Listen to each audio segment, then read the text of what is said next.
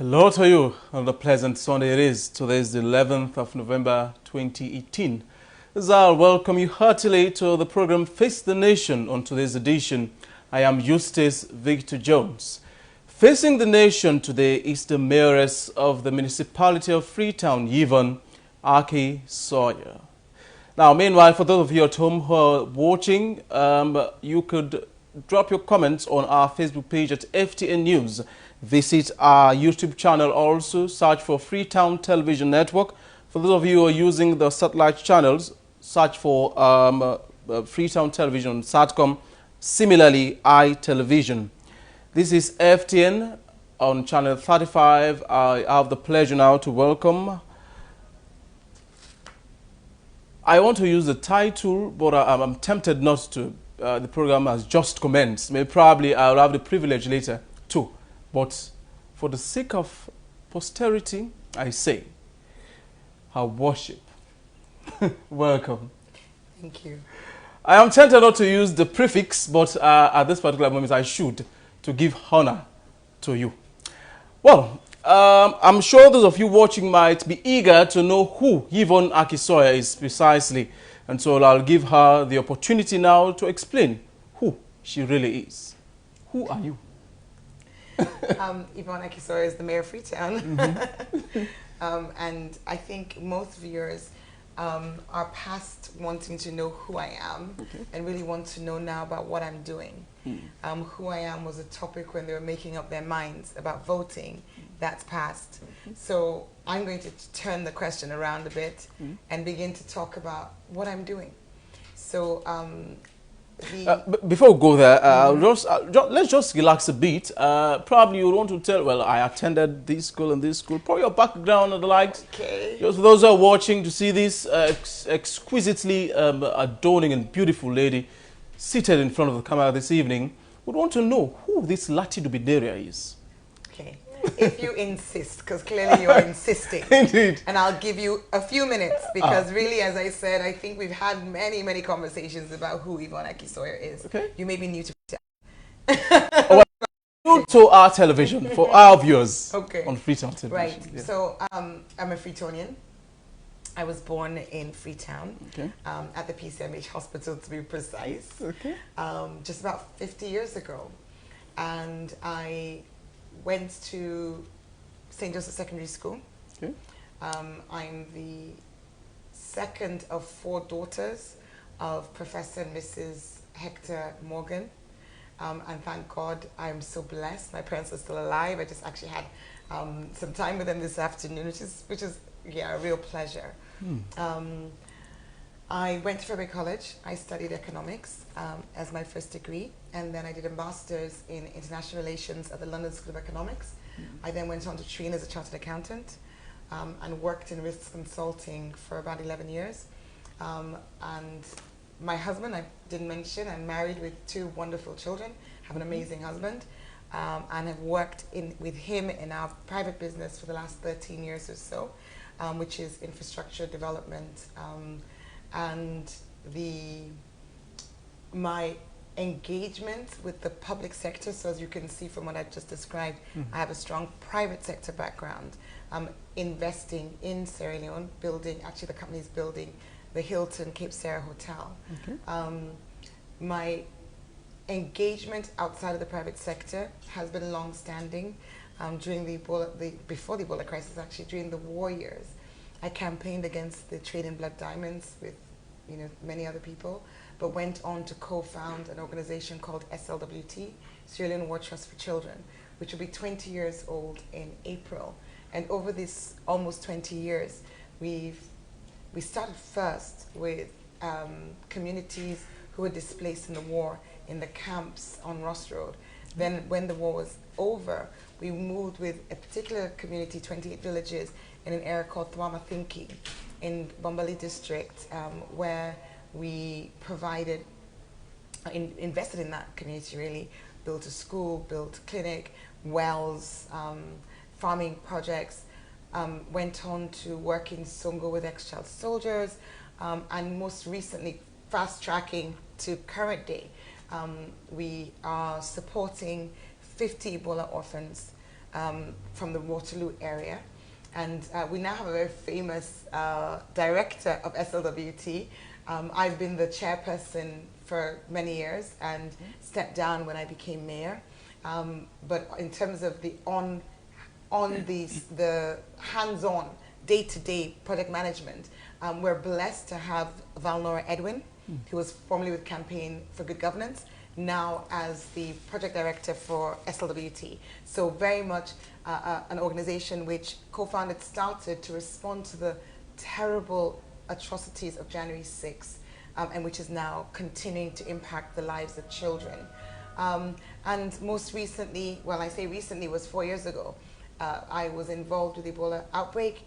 I was involved in as much as I stepped forward, put myself at the disposal of compatriots like so many others did, fought the war against Ebola. I mean, I'm wearing my poppy today, it's Poppy Day, and we were at the cenotaph, and when the bugle was sounding and the special sort of dead march that's played in honor of the soldiers, I found myself welling up with tears, because every time I hear that, I remember the end of the outbreak, which was on the 7th of November, 2015.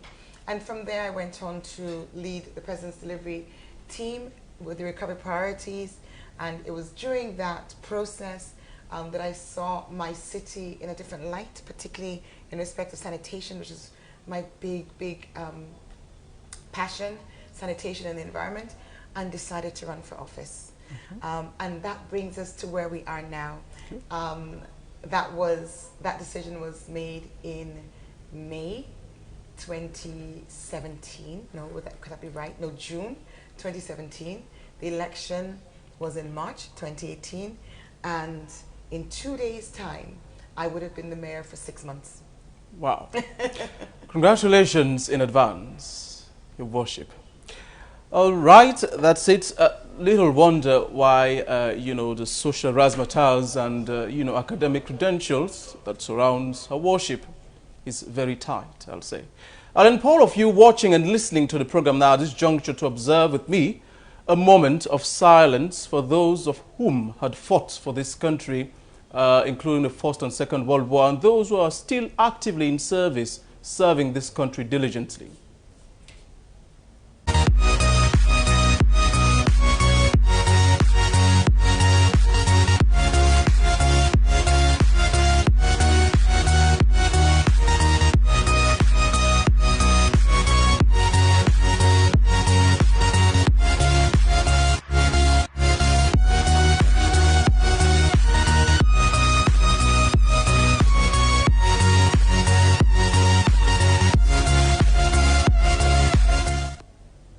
Welcome back. This is Face the Nation on Freetown Television Network. 078-271-052 is the number to which you'd send your text and WhatsApp messages on any of what is being discussed in the program this evening. You are at Adlib. Now we commence the program officially. Her Worship, you would be 6 months in 2 days, you said. So, what and what have you done in the council so far since you assumed office? Okay, thank you. I went into office, I came into office with a plan which was initially to deliver against 3 components. The first one was quick wins, short-term urgent things that needed to be done. Okay. And the focus there was on flood mitigation and improving revenue and also beautifying the CBD. So that was work stream 1. Work stream 2 was about internal processes of council. How does council work? Who are the staff of council? What are our assets? What are our projects? Understanding that. So that was work stream 2. Understanding that and trying to improve on efficiencies. And then work stream 3, which you might argue was the most important work stream, was building the 4-year plan for the transformation of Freetown. So 1, quick wins, 2, process improvements, 3, building the long-term plan. Because in order for you to deliver on a 4-year plan, it takes some work. You know, if you want to have a vision for 4 years, there's quite a bit of work you need to do up front to make that a reality. So that was my intention. I'm very pleased to report that on the first work stream, which was the quick wins, we've had a considerable amount of success. The flood mitigation work has been very successful, and in doing that, we've cleared over 6.2 kilometers of gutter, 33 waterways, 18 bridges around communities, and all of which in Freetown. well, I'm the mayor of Freetown, so Okay. I guess the work I do is in Freetown. Central Business District? No, not limited to the Central Business District. Clearly, if you're talking about flood mitigation, you really are talking about the city.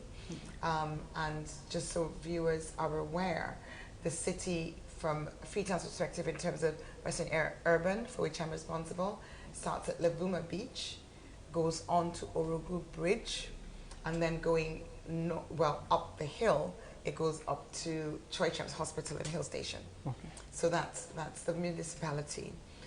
So the flood mitigation work has been successful, and I'm always really blessed, particularly by Crew Bay community, where I was yesterday. Again, I was there with the laying foundation for a school. But Crew Bay community it's always so exciting when you hear from the community members, them saying, we've had a flood every year for 15 years, and this is the first time we haven't had a flood. And I actually decided to check with the meteorological department, the weather people. I wanted to see, was it that the rain was less? And that's why I didn't have a flood, because you need to look at all the variables, when you're trying to determine the level of success that you want to attribute to something. And, in fact, the rainfall was less this year over last year, but not over the year before. And the reality is we've had flooding for the last 4 years. So we actually have seen an impact from the work done. The other area I mentioned was CBD beautification. And viewers if you've been in Freetown recently around the cotton tree, you'll see that we're beginning to really demonstrate that. So the Taylor Cummings Garden has had a facelift, and it's now very visibly an area of green. We've used, we've remodeled it. So there's clear paths, but most importantly, we've planted. And that theme of planting is one that you'll continue to see around the city. And we'll be moving that on. But then another area of CBD beautification is really in respect to moving traders from streets. It continues to be a challenge. And, traders who are listening, I'm going to break into Creole just to say, say we work on this together. We don't get one word for say we want to create jobs. So we really need for Lewe City Fund. So what we're doing with the street traders is really saying we cannot have our central business district overrun with traders. It cannot be a marketplace. So we took time engaging with the Traders Council and agreed with them on specific streets which are designated trading streets, and then created a new one at Sitop Street so that we could clear 16 streets in the city, which include Gloucester Street, George Street, Shaka Stevens Street from Wilberforce to Sanders Street, includes Charlotte Street.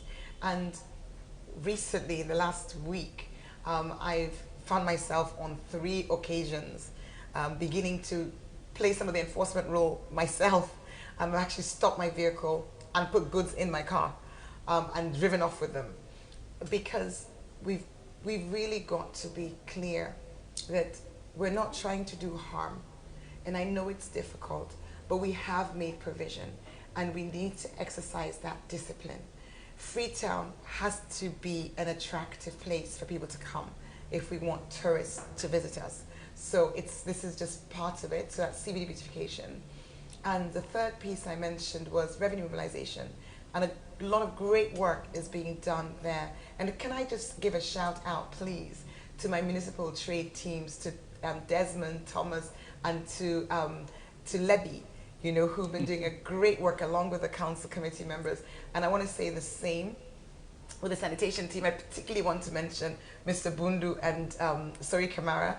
And when it comes to revenue, we've been really putting our skates on. There was an exercise done which was sort of ward to ward, door to door as a revenue drive about 2 months ago. And that was led by our Deputy CA, Mr. Vangali Mara. But over and beyond that, in the short term, because I will come on to what we're doing in the long term, but in the short term, the other thing which we've done, which I know is important, is the level of engagement of community members with local tax. So we've had all the tribal heads come in and take the tax books. We've had the Traders Council, we've had the Slum Dwellers Association, otherwise known as Federation of Urban and Rural Poor. So we've really brought community into that, and that's had a significant impact. But we've now gone a step beyond that, which is to automate the payment of local tax. So from last week and 2 weeks prior, we did AfriCell. Last week we did Orange. It's now possible by simply using your phone. AfriCell, it's *161#, and with Airtel Orange, it's #144#. And you can be in the comfort of your home and pay your local tax. And that will make a big difference. And I want to answer a question, because I get this very often. People say, well, how will you get your receipt? You'll get your receipt in the same way you get it when you pay EDSA. So when you pay your EDSA, your light bill, you get your receipt on your phone. It comes as a text message. It's the same with our money, with the local tax payment. It will come on your phone. And if you want a hard copy, if you choose to, you can print it from your phone. But if you want to get it from council, the minute you make a payment, we have an automatic record of it. We're holding records on our computers at council, and even offline, I get it on my phone. Okay. I can go in, click into the portal, and I'll see all the payments. So if somebody wants their receipt, you can come to council. We just take your telephone number, and we can print your receipt. So there's no concern about that. And what this does is it's wonderful, because it gives you the opportunity to not just pay your 5,000 leones once. I've paid about 4 times. And I really want to encourage, at the Orange launch, the MC for the occasion actually encouraged everyone to pay for friends, pay for relatives, pay for neighbors, pay for children. So one person paid for 50, another person paid for 100. It just really gives us the chance, whether you're using AfriCell money or you're using Orange money, you now can pay your tax, but you can go beyond that. You can be a part of making a contribution to the transformation. Viewers have seen, and I wanted to make that point about, even before we launched the AfriCell and Airtel money systems for the local tax payment, even before we did that, we had already seen a 300% improvement in the amount of local tax collected. So in the whole of 2017, 43 million leones of local tax was collected. But in just these few months, from July to the launch, now end of October, we had already collected 135 million leones of local tax. And we are, as you see, clearing gutters, fixing bridges, clearing up gardens, improving the city. And when I come on to talking about the long-term plans, you'll see that we're doing even more, and we intend to do even more. So the idea of paying the local tax is because we all want a beautiful city, okay, but somebody has to pay for it, and the somebody is you and me. Right, thanks very much. The program you're watching is Face the Nation. It's coming to you live on Freetown Television Network on Channel 35, simulcast on frequency modulation 90.4 on Freetown Radio. I am Eustace Victor Jones. The number you could send your text or WhatsApp messages to on the program is 078-271-052. Now, a meeting with the Lord Mayor of Dublin on 23rd August 2018. Take us through. What was that about? Well, I was in Dublin for the World Meeting of Families, which is an event that the Pope of the Roman Catholic Church attends, and there are side meetings at that event. one of those meetings was about women in leadership. So I was in Dublin to speak at that meeting about women and the role we can play in leading our cities, leading our communities. And given that I was in Dublin, it was appropriate to meet with the Lord Mayor of Dublin. So I had a meeting with him and some members of his team, which I had the opportunity to share that third work stream that I mentioned. Remember, I talked about number one being quick wins. We've talked about those. Number two being process improvements, which is more of an internal thing, so I won't focus on that. But the third area is where I would like to speak, and that is on the transformation plan for Freetown. So with the Lord Mayor of Dublin, it really was a courtesy call as I was in his city, but it gave me the opportunity to share with him where we want to go. So the Lord Mayor of Dublin is very different to an executive mayor. The Lord Mayor is a councillor because they have a rotation every year. So their mayors are actually councillors who rotate year on year. So it's more of a ceremonial figure. There are, of course, in the UK, executive mayors, such as the Mayor of Bristol, with whom I met last month as part of the Global Parliament of Mayors. And of course, the Mayor of London, who is also an executive mayor, which is what we have here in Freetown. An executive mayor, not a ceremonial figurehead, but somebody who actually wins an election specifically to be mayor in order to deliver an agenda. And I think that's a perfect point at which to share that agenda. So transform Freetown. I do believe and I do hope that more and more Freetonians have been seeing this in the media, particularly social media, on Twitter, WhatsApp, transform Freetown, hashtag transform Freetown. And what is this about? Let me just interject mildly though, before we go there. Let's just focus mainly for now on your tours, and then on the second half of the program, we'll get into specifics and on, well, probably transforming Freetown and the likes. Concordia Summit in New York quite recently, another tour. Okay. Yes, what was that about? So the Concordia Summit is organized by Open Society Foundations, which is the umbrella foundation for George Soros. Some viewers may be familiar with George Soros. He's a billionaire, but his background was that he's a son of Jewish refugees whose family members were killed during the Second World War. So he uses his wealth to promote causes which targets people who are disadvantaged in any shape or form. So OSIWA, which people hear about here, is one of the Open Society Foundation organizations. And Open Society Foundation is the umbrella body. Every year, alongside the United Nations General Assembly meetings, there's something called the Concordia Summit, which is a gathering of 3,000–4,000 people. And this is all organized by George Soros, his Open Society Foundations. There's a gathering of these people. It includes heads of states. So Paul Kagame was there this year. Ivanka Trump, the daughter of Donald Trump, was actually in the session that I spoke at.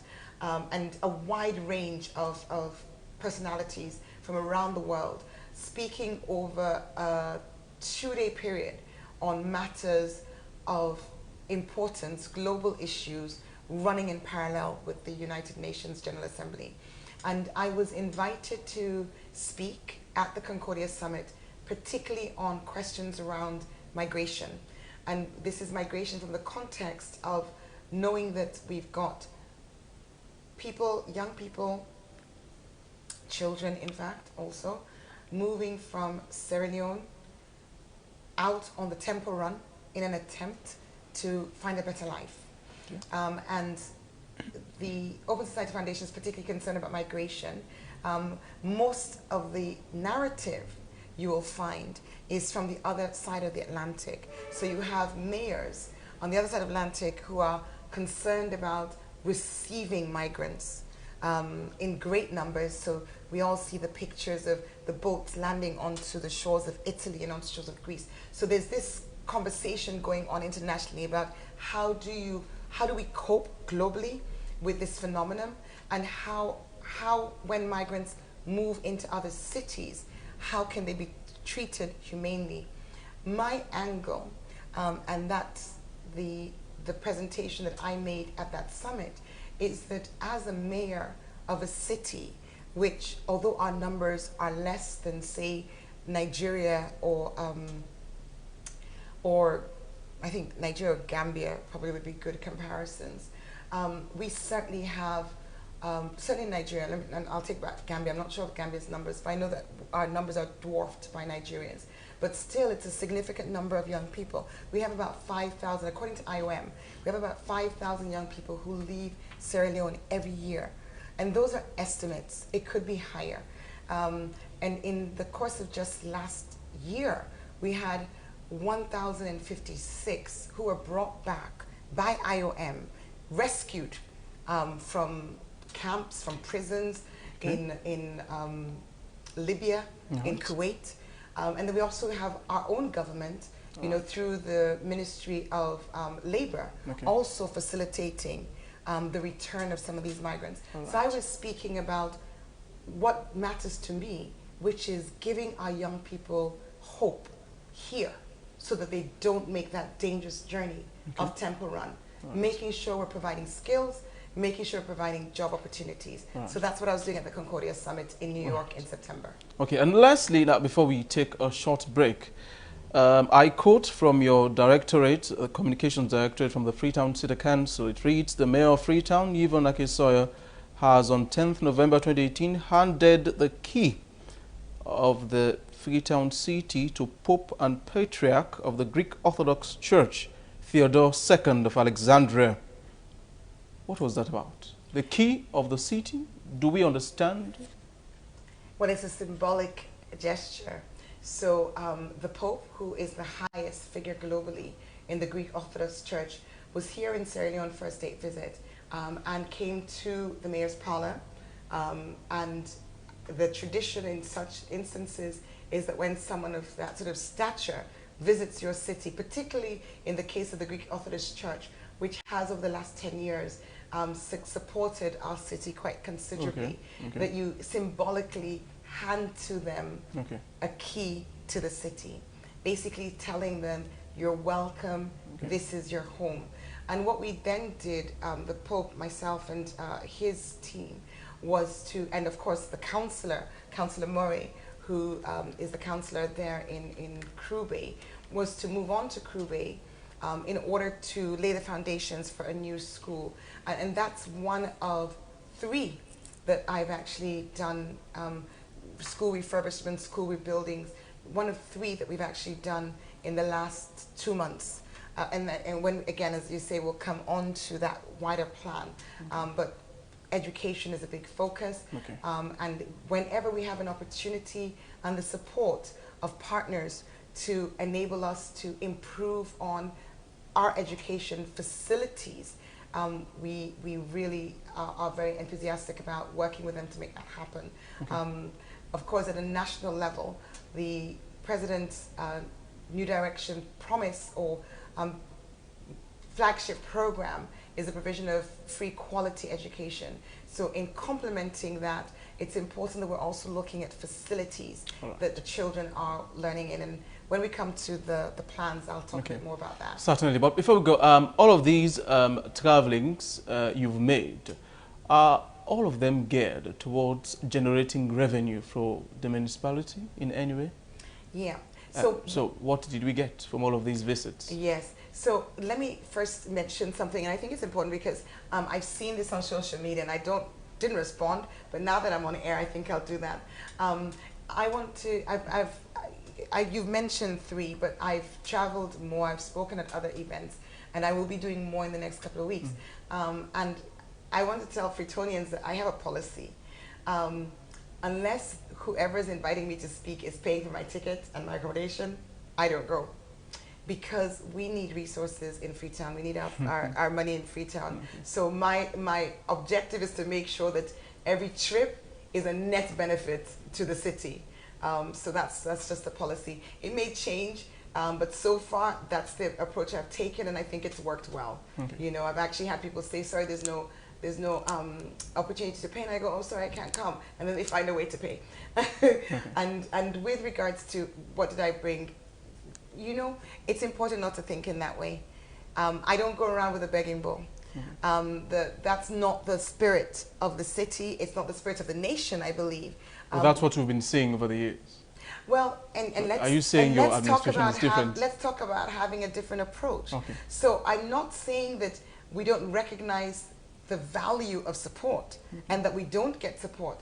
But what I've found is that when I go out and I talk to people about what we are doing, that opens a conversation where people say, how can we help? And that's not an overnight thing. Okay. So it's not like, here's a check. I mean, we have had direct assistance, you know, I mean, coming out of conversations. Okay. So for example, little things and big things. Okay. We have World Bank projects which we're taking forward. I'll be going to Rwanda at the end of the month.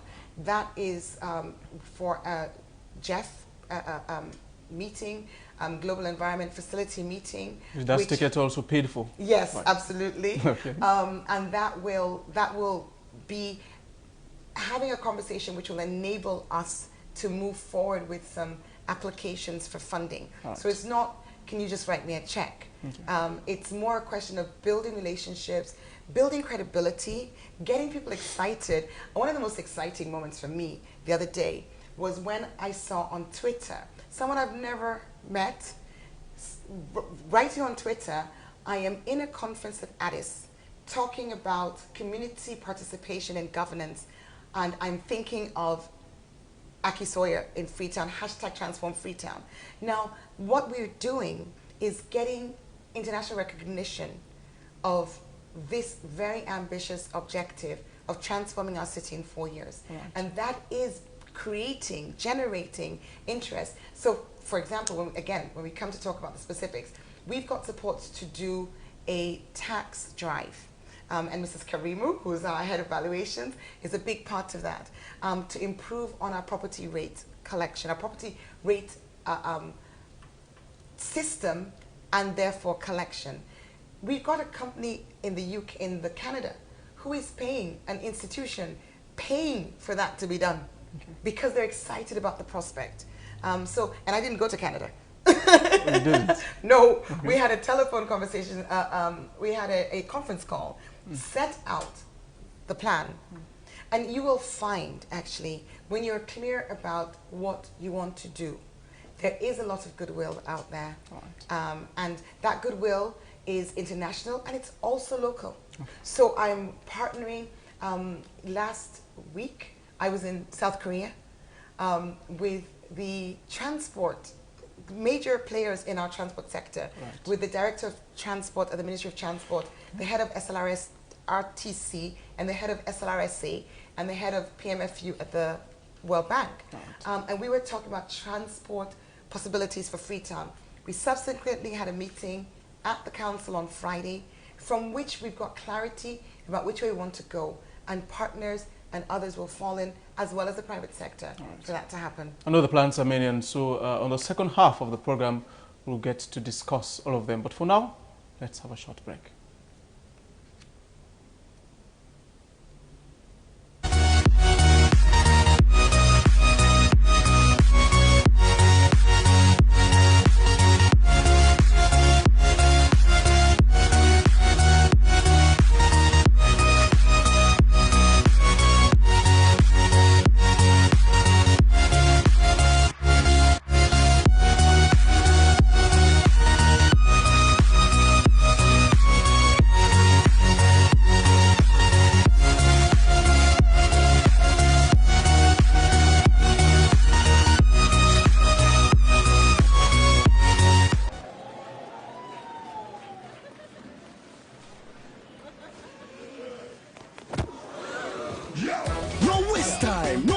Money. With 1,990 loans, you can talk for 7 minutes on Orange and send 30 SMS daily. Dial star and # for start the enjoyment. Orange.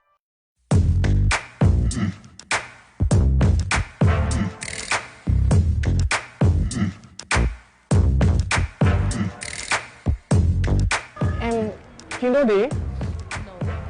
No. No, you tell me I go join this local SIM couple. For me, I download this thing, and I won't be able to get access to my account. And I want to money, so now we can. Okay, so now this one is really simple. You don't go to the bank? No. Okay. Now go to the bank, let them update your account. Make sure say your telephone number they all know, because now the telephone number will make you get access to your local SIM couple. Okay. Where you dey go, make sure say you carry your bank ID card. And also the mobile phone where you dey use, because now there we go download the app for you. Okay, so now you will not get account with me. What you need to wait for? Go to any of we branch and open account so you self go enjoy the local SIM couple. Local Commercial Bank will make life better for we all.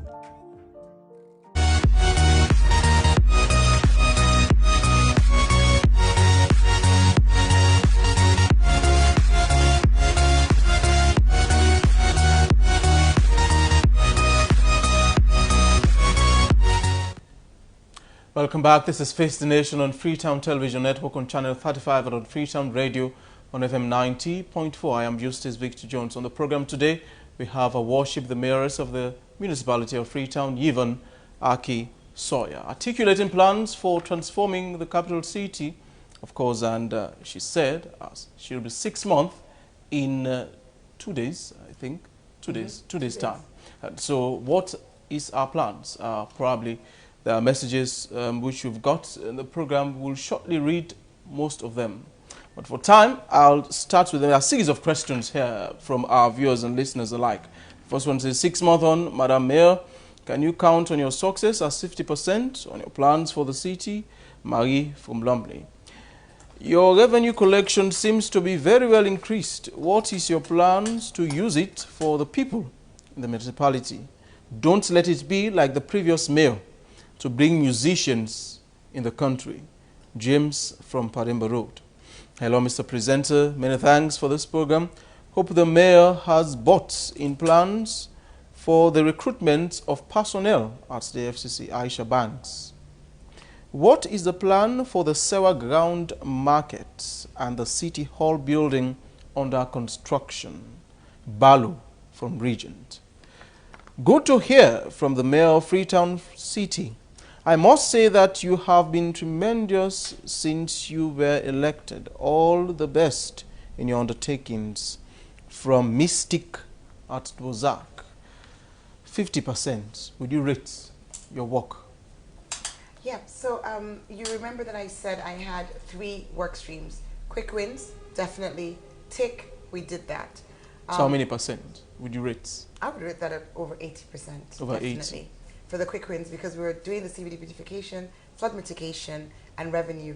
Revenue has gone up tremendously. Flood mitigation was very successful. No major flooding this year. CBD beautification is probably where we've been weakest. But, you know, these things take time and we're working on it. The next question is, what are your plans? And this is what I've been dying to get to. What are my plans? So, the plans are described under 4 clusters. Resilience, human development, healthy cities, urban mobility. Resilience, human development, healthy cities, urban mobility. So that's 4 clusters. Each of those clusters is related to 11 priority sectors. So 4 clusters, 11 priority sectors. And what we've done, what we've been working on over the last, I would say we started that process about 3 months ago, is setting up multi-stakeholder working groups for each one of those 11 priority sectors. And those groups comprise government, central government, development partners, NGOs, and social players. And let me quickly tell you the 11 sectors. So under resilience, we have 3 sectors: environmental management, urban planning and housing, and revenue mobilization. What we've done for each of those sectors is we've gotten everyone who's working in the city in that sector around the table. And in order for us to do that, we have had to go to the heads of organizations or to groups. So for example, I'd like to use this opportunity to thank His Excellency the president, retired Julius Maada, because when it came to the government side, I would have had to go to so many different ministries for environment, to go to lands, to go to EPA, for health, the Ministry of Health, and so on. So he very kindly consented to convene a special cabinet in August, where he chaired, the vice president was there, the chief minister was there, the ministers and deputy ministers, and I was able to present to them the 4 clusters and 11 priority sectors, and in one sitting ask all the relevant MDAs to join us on the relevant priority sectors. With the development partners, did the same thing. Brought in all the UN agencies, the World Bank, the EU, the MRU, everyone. Embassies, Chinese embassy, everyone came together in one meeting, and we presented the plan. And when I say the plan, we presented the plan to build the plan. You see what I mean? Explain to them that we need you on board so that when we're coming up with a plan, we are all in agreement. And we don't have... So there is no plan for now, it's just a carcass? No, there is a plan. I'm just telling you the process. And then the third group of people which we did that with was the NGOs, to ensure that we don't have this business of people going off in silos, one NGO doing this and somebody else duplicating it and repeating it. So we had over 100 NGOs come to the office and we presented to them. So that was August. Where we are now, from August to now, we've been working steadily. And I'm pleased to report that we've now had what we call our intro meetings and our planning labs for each of those 11 priority sectors. So for each of the sectors, I can now say to Freetonians, I won't name them all because it'll take us some time, but I can tell you that we now have a target, or 2 targets as the case may be, for some of the sectors, and the initiatives which we're going to execute for the targets. So that itself has taken time because you need to work with data, understand exactly what's going on in the sector. So we have that now. And I will just share quickly some of them so listeners get a sense of what the plans are. And I want people to understand the difference between the short-term things, which we've done and we're doing, that's ongoing, and then the longer-term, more fundamental, our expression is transform Freetown. When you transform something, you need to have significant change. You know, that is the definition of transform. Against when would we expect? Against my term.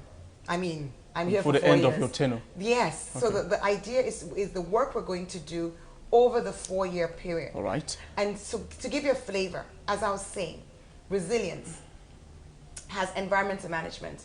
Let me give you one of the targets there. The target is to make all 48 wards more resilient and able to prevent and respond to any sort of natural disaster. One of the initiatives within that is for us to ensure that we increase by 50% the vegetation cover in the city. How would that be possible? What do you mean, how is it possible? By planting trees, by planting shrubs, by planting grass. Where? So why don't you wait until the Transform Freetown Forum, which will be on the 24th of January, where we'll go into detail for the whole city on each one. So that was one example of environment. Let me move down. So from an environment, you go, the next one is urban planning and housing. And there our target on the housing side is at least 5,000 new housing units for Freetown. And that's for Freetown, not necessarily in Freetown. And then on the planning side, we also have a plan around adopting a zonal plan. Some work's been done on it already, a Freetown zonal plan, which actually sets the city out into zones, where you've got regulations about how and what goes on in each zone. Revenue mobilization is our third sector under resilience. And there, the target, this is something that all Freetonians need to be interested in. Our target for revenue mobilization, the first one is to increase 5 times, a factor of 5, our tax revenue in the city. And this one is not by 2022, but by 2020. So how much? 5 times. So last year, the tax revenue, we're expecting it to go now to 35 billion. So a five-fold increase by 2020. Okay. And our non-tax revenue, we expect to increase threefold by 2020. Why is this so important, and why is this target earlier than the 4 years? Because to do the things we want to see in our city, we have to pay for it. And this is not just a question of do we increase tax, but how can we be more efficient in the way we collect tax? There are many homes in the city who aren't paying property rates. And also our tariff is 20 years old, the tariff structure.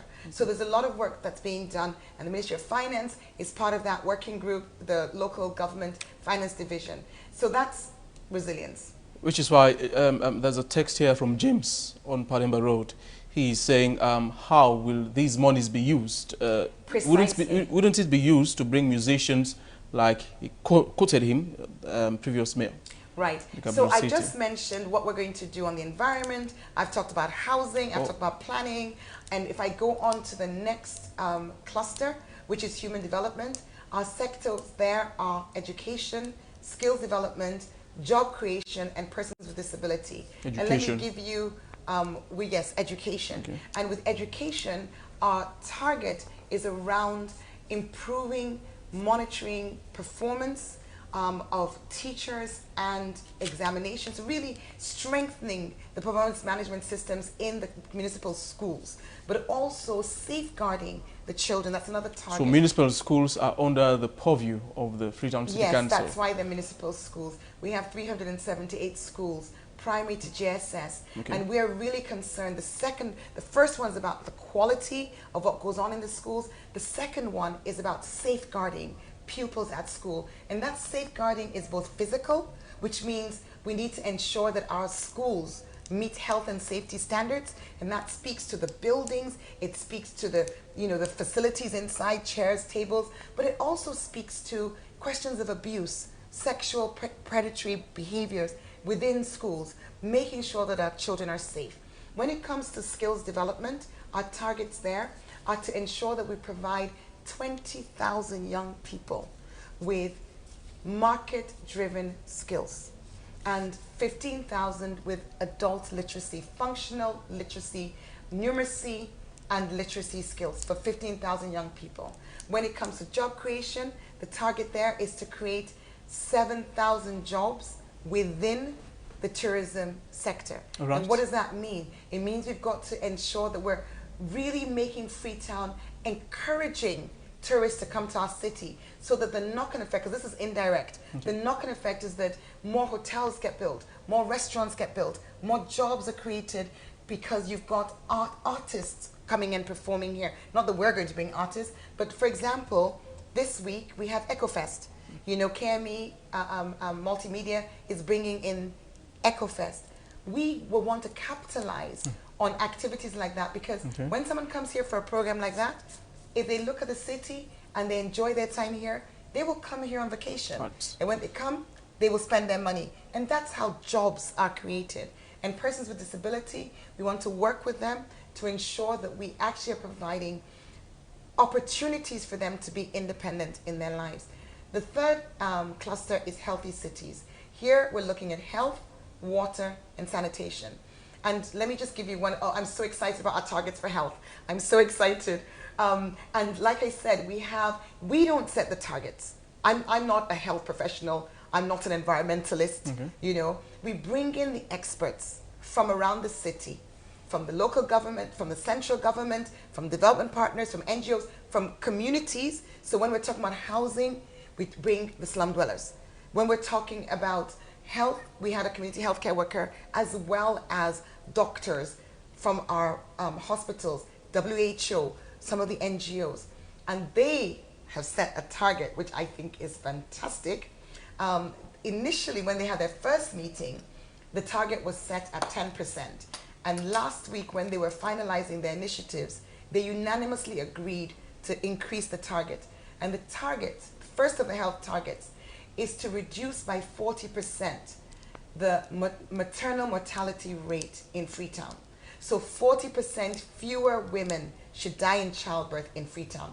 That's the target that's been set for Freetown for the next 4 years. Okay. The second target is to have 20% increase in the adoption of healthy behaviors to reduce non-communicable diseases. So things like hypertension, diabetes, these are all things which behavior can actually reduce the incidence of the disease. So behavior. That's your behavior. How?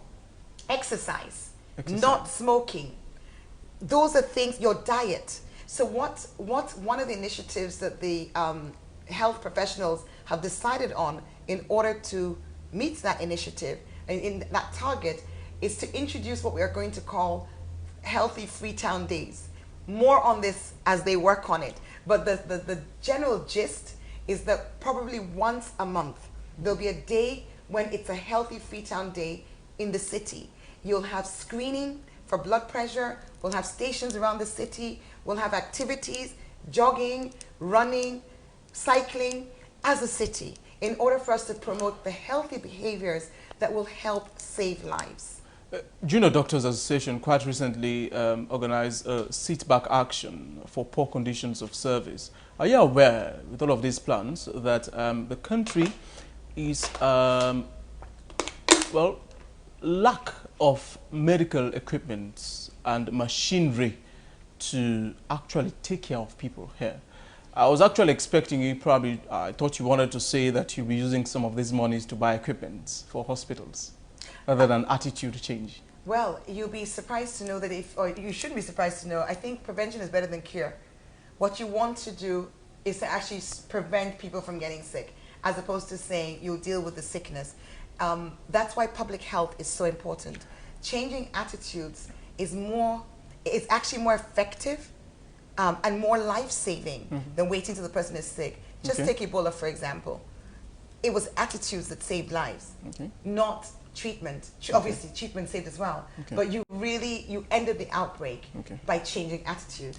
Right, and you can actually save lives when it comes to some forms of cancer, diseases like diabetes, even things like mental health, which is one of our targets, and substance abuse. These are all things which are attitude. And that's what the health professionals have said. And I think I've said quite a lot of things already where you can see where money will go. So, you know, we've talked about education, we talked about the schools infrastructure, we've talked about the environment, we've talked about planting, we've talked about housing, we've talked about persons with disability, we've talked about making sure we have skills facilities available to young people. I understand. So I think you should be recognizing that you are hearing where the money is going. I understand. And just kind of acknowledging that, that would be good. Okay. I understand. I do understand. Actually, the plans are lucrative. I know, but let's take it limb by limb. Okay. Now, you spoke about education. Are you aware that most of these municipal schools are very dilapidated? You know, when you're fixing a plan... Are you aware? When you're fixing a plan... Are you aware that these schools are dilapidated? What's your name again? Eustace. Eustace. Eustace. My questions are very precise. No, but your questions are also repetitive. Are you aware that the schools are dilapidated? That's why we have the plan. The plan, we have been planning in the country for the past few decades. We've been planning. Eustace. Little have been seen. Eustace, you know, I think it's actually, I know you're trying to be smart. And I appreciate that these are minor questions. No. But we have spent 3 months bringing in the principals of schools, bringing in the proprietors of schools. Yes, teachers are grumbling that their pay is very little. I am not responsible for, I'm telling you, what the council is responsible for. That's why I know you're capable of transforming these schools because they fall under your supervision as a council. What you need to understand is council, there are 2 things I want to say. Number 1, your question, the reason I was pushing back on your question, let me explain to you. The reason I was pushing back on your question is because it's almost like stating the obvious. I said we started off, it took us 3 months because we did an assessment of what is wrong. When you fix a plan and you set a target, what you're seeking to do is to fix what is wrong. So to ask me, am I aware the schools are dilapidated? It's a rhetorical question. It has an intended purpose. It's a rhetorical question. So when do we see these schools being refurbished? So, Eustace, one of the things which is I've always said is that if you fail to plan, you plan to fail. Certainly. We're going through a process. We've taken 3 months to get to a point of bringing all the stakeholders in one place. Right. Systematically going through week by week, sector by sector, agreeing on targets, agreeing on initiatives that those targets will be met, will use to meet those targets. Right. What is happening now is all of those working groups are continuing their work. They're going to the next level. Okay. They've said this is an initiative. So for example, we talked about an initiative like the Healthy Days, Healthy Freetown Days. But you also have initiatives like the Cleanest Zone in Freetown competition, or in environment, I mentioned the one about the covering the city, improving vegetation cover by 50%. Those teams are now sitting down to work out their outline plans. They'll work out an outline plan for the 4 years, focusing on the first 12 months, starting in January. They'll have milestones. So a milestone tells you when we've done something significant in the journey to actualizing the plan. Those milestones are documented for every single one of our initiatives. In January, on the 24th of January, we'll have what we call the Transform Freetown Forum at the Miata Conference Center, where we'll present to the city, to everyone, every target, every initiative, the outline plans, the milestones. Those milestones will be on our Facebook page, on our website, and every month we'll report to the city where we are against our projected milestones. You need to realize that if there's a tendency to say, when's it going to be done, when's it going to be done, all you're doing is creating unhelpful expectations. Let's do it properly. What we want is to, at the end of 4 years, see a transformative difference in our city. Let's do it well. We are being very, very transparent in the planning process, and we'll be transparent in the implementation process. The issue about this is that what I won't allow to happen is to take an unprofessional, knee-jerk kind of making news attitude or reaction to something which needs to be done properly. Indeed. Well, certainly I'm sure you would agree with me that people want to know. And that's why we're sharing. And that, if you go on our website, so we have a website, it's www.fcc.gov.sr. Are you so aware that... If you go to the website now, you will find this information that I'm sharing with you. We're on Facebook, and I know most people, a lot of people are on Facebook, and that's Freetown City Council. But we also regularly share our stories and updates by WhatsApp. And that's for those who are social media friendly. Yes, and most Freetonians are. Eustace, most Freetonians are. I've come to realize old people also? Old people also. My parents are 82 and 76, and they are both on WhatsApp. They have the opportunity, Facebook. they have the privilege. True. So at community level, we are also very much engaged in communities. We have our counselors in communities, and we are going around.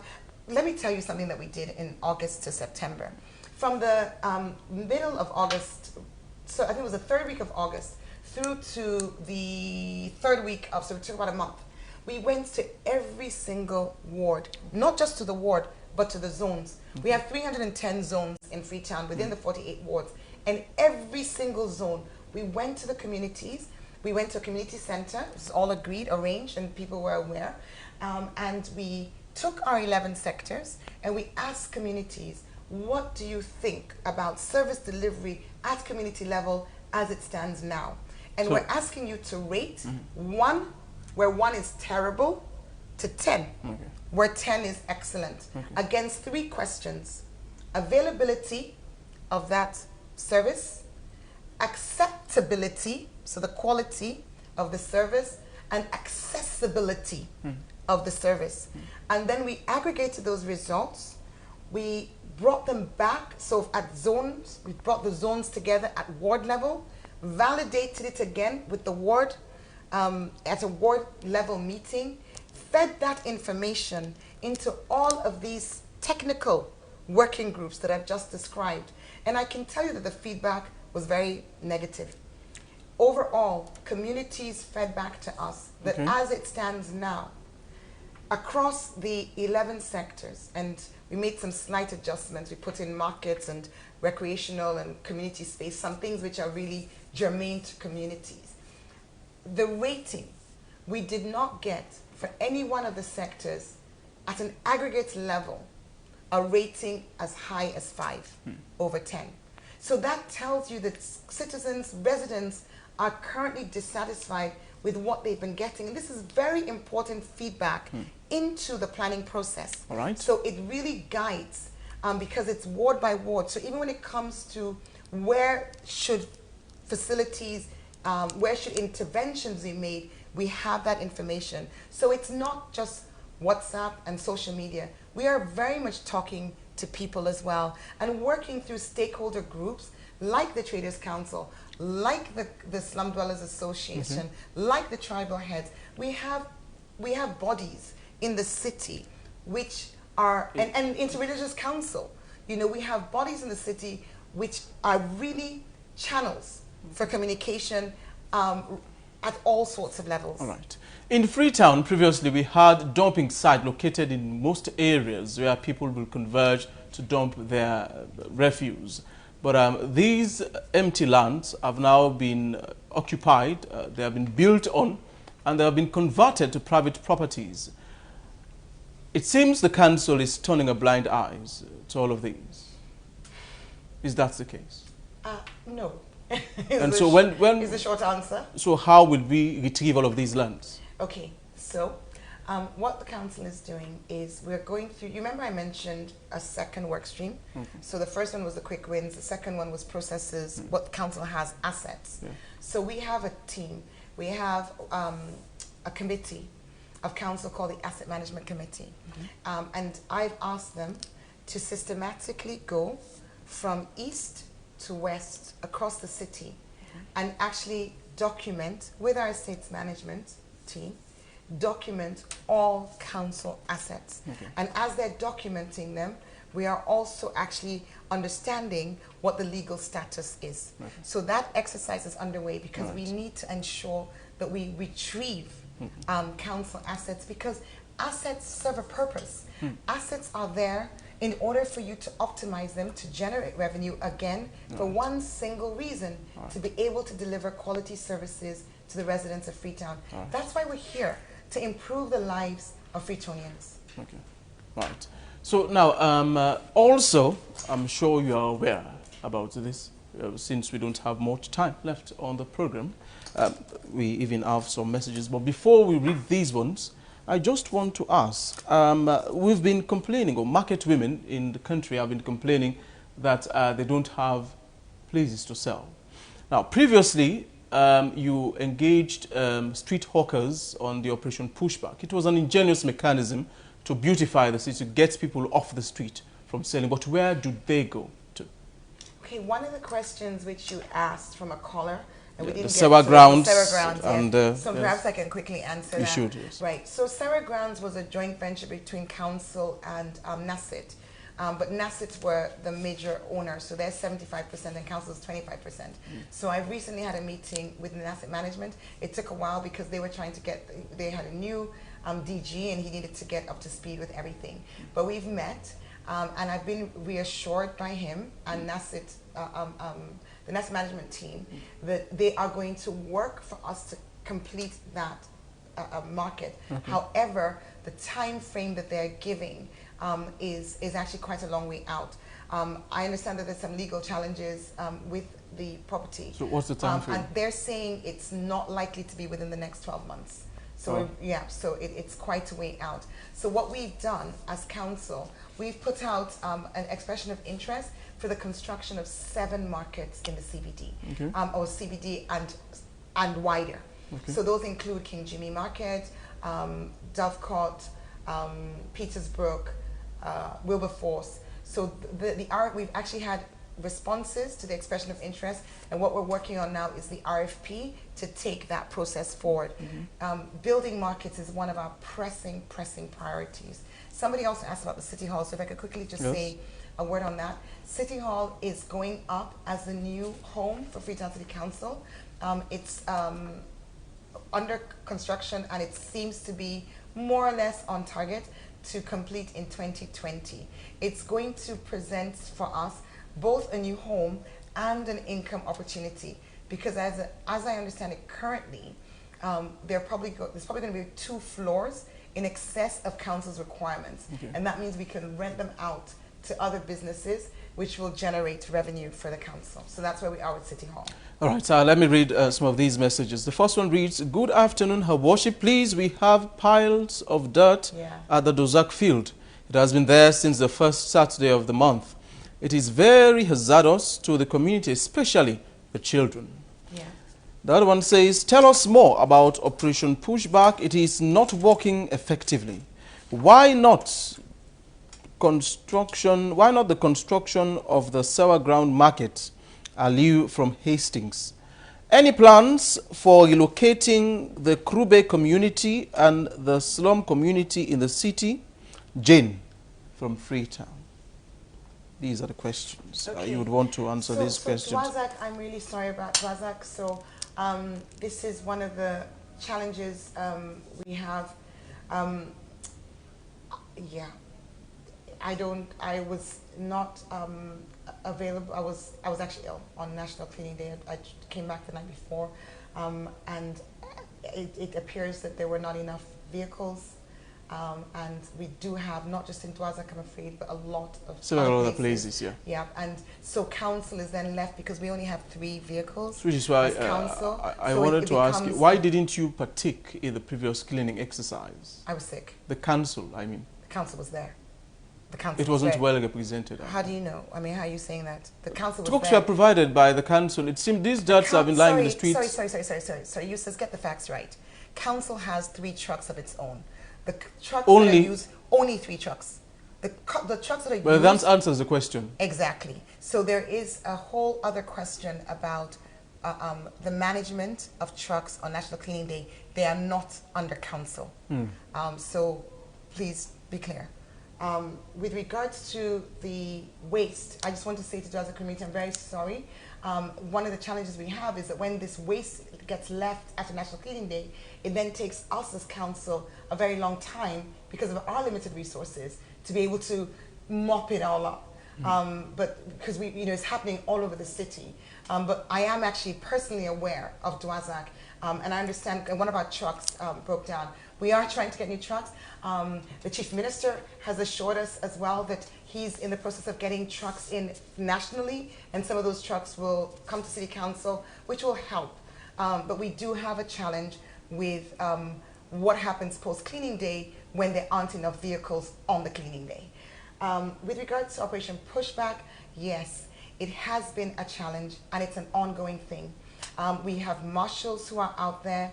When you look at a problem, it's often important to understand what is the root cause. When you have a city where over 70% of people who are earning a living are doing so as traders, it's a challenge. So in many ways, pushback, move here, move there, what we really need to be investing in, and that's why I'm so excited about our job creation strategy, as well as the work that's being done by the Ministry of Planning and Economic Development, and the Ministry of Trade, where there's a strong focus on creating, diversifying the economy, because we need jobs.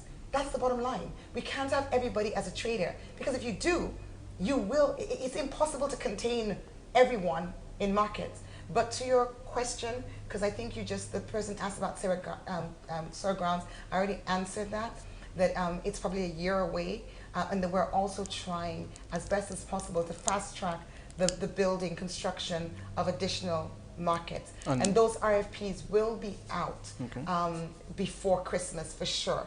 And then someone asked about Krube and relocating the slums, yes. Yeah. So we're looking at in our priority sector, urban planning and housing. We're really taking a very open view, and Krube community are at the drawing board with us. I'm really looking to see what do we do.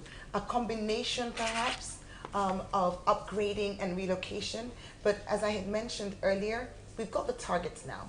We've set a target about housing units. We've set a target about zonal plans and adoption of regulations. What we are now doing is working with the experts, and you know, you asked earlier on, when you go on these visits, what do you get back? So let me give you an example of what we get back. So in July, I had the honor of being invited to be one of 40 mayors from around the world to be part of something called the Bloomberg Harvard Cities Initiative. Mayor Bloomberg was the 3-time mayor of New York City, and Harvard Business School, Harvard Kennedy School are world-renowned graduate schools. And they came together to create an initiative to support city leaders. And they had one last year, and it was principally American mayors. And this year they opened it, so they invited 40 mayors from around the world, and I'm the only African of them, so quite an honor. And going to that convening in New York in July, one of the things that came out of it was, what would you as a mayor, and this is asked of every mayor, what is your priority? So I said my priority is housing. So we're actually having experts from the Bloomberg team come to Freetown to work with us as we really innovatively consider how can we find solutions, and we're particularly looking at our slum upgrades. Okay. So these are the sorts of things that we're doing, where you're engaging internationally in order to bring not just, you know, here's some money, but really here are brains, here are resources, here are networks, here are other world-class institutions who are prepared to work with you. All right. Now we've come to the end of the program, but conclusively, lastly, let me ask you this. People don't pay tax in Sierra Leone. You've launched the Africell and Orange Money, where people should be paying their taxes electronically. It is a laudable venture, electronically well sophisticated, but would they pay? And how would you get them to pay? Let me ask you the question. Have you paid? I've paid about 5 times now. Good, excellent. So what I'd like you to realize is that just as you've done, Eustace, more and more Freetonians are also getting on board and realizing they voted for change. They voted for Transform Freetown, for your community, for your progress, for your Freetown. And they did that knowing that we needed to pay our way for this to happen. So I am confident that the residents of this city are really keen and ready to pay their taxes. But to make it even easier, you know, we're working with a number of institutions to partner so that we have gateways. So we're exploring the possibility, and I won't say too much now because I have a meeting with one of those groups tomorrow, and I don't want to let the cat out of the bag.